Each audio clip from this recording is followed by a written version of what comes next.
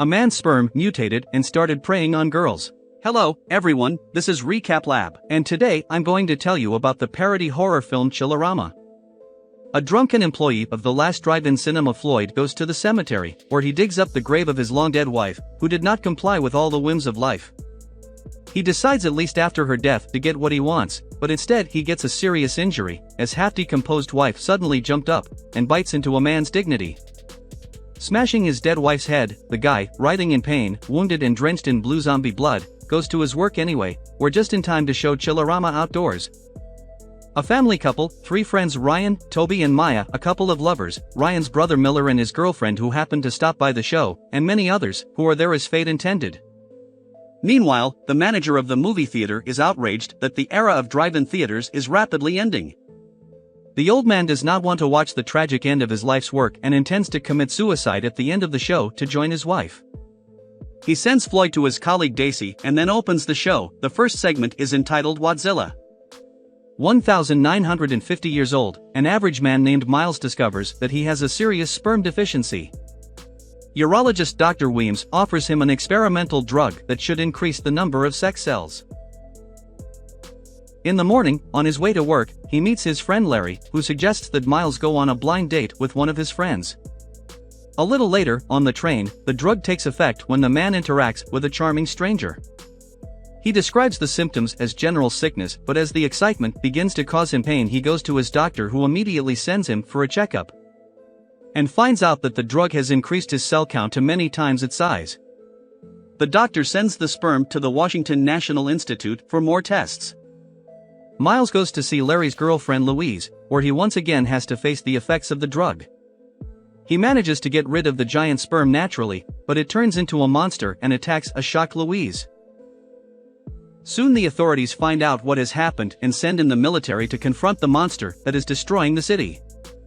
The doctor thinks that the monster's only purpose is to fertilize eggs, and he proves to be right. The monster goes to the Statue of Liberty and the military destroy it. At the end, Louise kisses Miles, which causes the latter another attack of pain. During the break, Ryan leaves his friends for a while and goes to the bar to flirt with the charming waitress Daisy and buy some snacks. Meanwhile, Floyd contaminates the popcorn butter with his blood, and eventually the poison treat goes to Ryan's brother Miller and his lover. The second segment, called I Was a Teenage Werewolf, begins. In Southern California, in the year 1962. High school senior Ricky is just getting to know the world when he suddenly realizes that he's more attracted to guys than his girlfriend Peggy, or rather, the one guy Talon. A stylish young man who always goes out with his friends. One day he gets distracted by Talon, which leads to an accident that hurts Peggy. Ricky takes the girl to a healer who calls Talon and his gang cursed mutts and warns the boy to be careful. Soon after, in gym class, the mysterious guy bites him on the buttock, thereby turning him into himself. Ricky sees something else in the boy's words. Assuming that it's about his sexuality, he decides to open up to the world. When suddenly a coach walks into the boy's locker room and calls the schoolboy for a private conversation, during which he unleashes his arms and harasses the boy. Suddenly, inhuman strength awakens in Ricky and he crushes the coach's head with his legs. But when Butch and his gang turn into werewolves and kill his attackers, he's not impressed. But Ricky is not impressed with what he has just seen and doesn't like being a monster, so he plans to go to the police. Talon laughs at him, saying that it has always been in his blood. Then he orders him to participate in a bloodbath at the school disco, and when he refuses, the leader knocks him out. Later that night, while he's performing on stage, he confronts Talon while the healer knocks out the werewolves. Unable to forgive Talon for taking away his normal life, Ricky kills him with a sick bat. At the end of the movie, the family man goes out to buy popcorn, unaware that the food is contaminated, and the director asks Tommy to put on a third movie called Diary of Anne Frankenstein. The story unfolds during World War II in Germany, where a Jewish family of Frankenstein descendants is hiding, whose members have taken the unassuming surname of Frank. Anna finds the records of her famous grandfather, a scientist once engaged in various experiments on the resurrection of the dead. Otto's father forbids his daughter to read the records of the ancestor, considering it dangerous, and after a moment a group of Nazis led by Adolf himself bursts into the apartment of the Jews. The Führer notices an interesting book in the hands of Frank Sr. and swears on his little fingers that he will let the family alive. Of course he lies to kill everyone and steal the diary of Dr. Frankenstein, ordering the soldiers to write a sad story from Anna's face, which can later be sold for millions. The German begins to study the records and discovers a formula that will make his own invention, the death machine, work.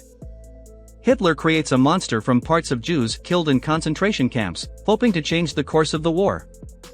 He then demonstrates his creation to his beloved Eva Braun. Despite the fact that the monster does not have a proper repellent effect, the Führer still brings it to life with the help of ancient spells and electric current. He enthusiastically takes up the training of the creature, and he quickly makes progress, collects a puzzle with puppies, and even draws a plan for the capture of Poland. The German forces the monster to pass a final test, ordering him to kill his assistant, but after the monster becomes aware of his Jewish origins, he brutally murders first the assistant and then Hitler himself. Meanwhile, a zombie virus begins to creep into the audience at the drive-in.